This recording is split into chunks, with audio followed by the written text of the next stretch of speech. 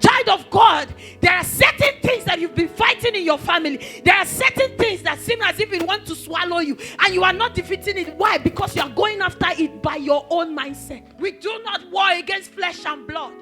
The weapon of our warfare is not carnal. What we are against are not physical forces.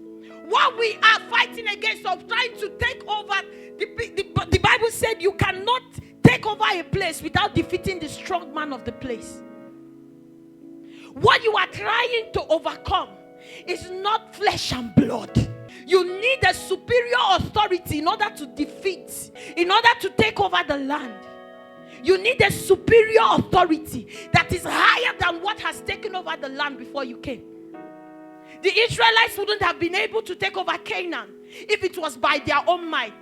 And even the Israelites stood up and said, let us leave Egypt and go to Canaan without the instruction of God. When they go there, they will slaughter every one of them. None will survive. But because God said, leave Egypt to a land where I have promised the Father before you, because it's God leading them, they could take over. The Bible described the people that were in Canaan. The Bible described them as giants. 12 men were sent to go spy.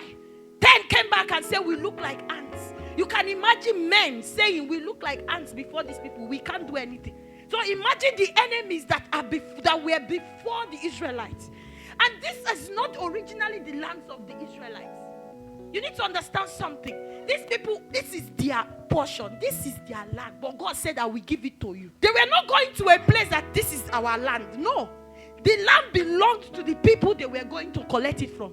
But though these people were mightier than them, they overcame them and took over the land. Why? Because God was leading them. Child of God, there are certain things that you've been fighting in your family. There are certain things that seem as if it want to swallow you, and you are not defeating it. Why? Because you are going after it by your own mindset. You are trying to fight spiritual battles with physical weapons. It is not going to work.